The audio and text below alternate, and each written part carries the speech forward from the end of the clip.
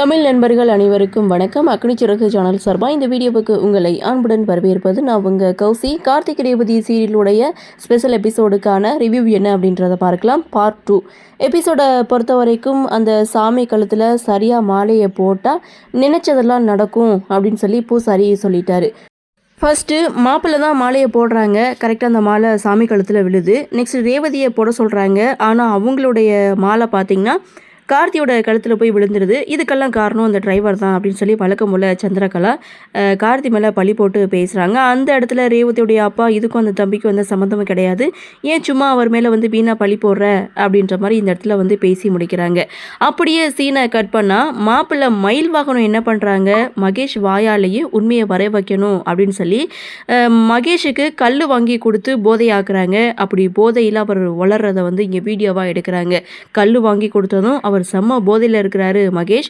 So அந்த இடத்துல நைஸாக பேச்சு கொடுக்குறாங்க. மாயாவுக்கும் உனக்கும் என்ன சம்மந்தம், மாயாவை நீ அந்தளவுக்கு லவ் பண்ணுறியா, அப்புறம் எதுக்காக நீ ரேவதியை கல்யாணம் பண்ணிக்க போகிற அப்படின்ற கேள்விக்கு அவரும் பதில் சொல்கிறாரு.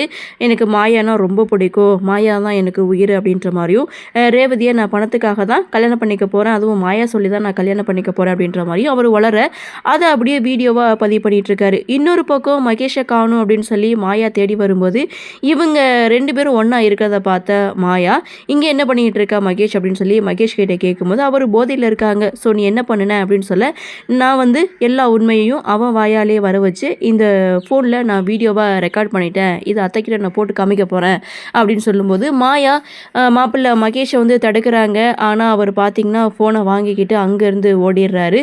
ஸோ இதுக்கப்புறம் மாயா மகேஷ்க்கு போதை தெளிகிறதுக்காக ஒரு குடம் தண்ணியை தூக்கி தலையில் ஊற்றுறாங்க. அதுக்கப்புறம் நீ இது மாதிரி உளறிட்ட அப்படின்ற விஷயத்த மகேஷ் கிட்ட சொன்னதும் 2 பேரும் மாட்டிக்கிற போகிறோமோ அப்படின்ற பயத்திலே மயில் வாகனத்தை பின்தொடர்ந்து வராங்க. ஸோ அந்த இடத்துல வந்து மாப்பிள்ளை மயில் என்ன பண்ணுறாங்க, ஒட்டுமொத்த குடும்பத்தையும் கூட்டி வச்சு இது மாதிரி மகேஷ் வந்து ஒரு ரீல்ஸ் பண்ணியிருக்காரு பாருங்கள், வீடியோ பாருங்கள் அப்படின்னு சொல்லி அந்த வீடியோவை ப்ளே பண்ணால் வீடியோ மட்டும்தான் இருக்குது, ஆடியோவை காணும். எல்லாருமே பார்க்குறாங்க, ஆனால் ஆடியோ வரலை. அப்படி என்ன தான் மகேஷ் வந்து பேசினாரு அப்படின்னு சொல்லி இங்கே ரேவதி ஒரு பக்கம் கேட்க என்ன சொல்கிறதுன்னு முடியாமல் இங்கே மாப்பிள்ளை மயில் ஒரு பக்கம் திணறி போக அப்பாடா தப்புச்சண்டா சாமி அப்படின்னு சொல்லி போன உயிர் திரும்பி வந்த மாதிரி இன்னொரு பக்கம் மகேஷும் மாயாவும் நிற்க பார்ட் 2 வந்து முடிச்சிருக்காங்க.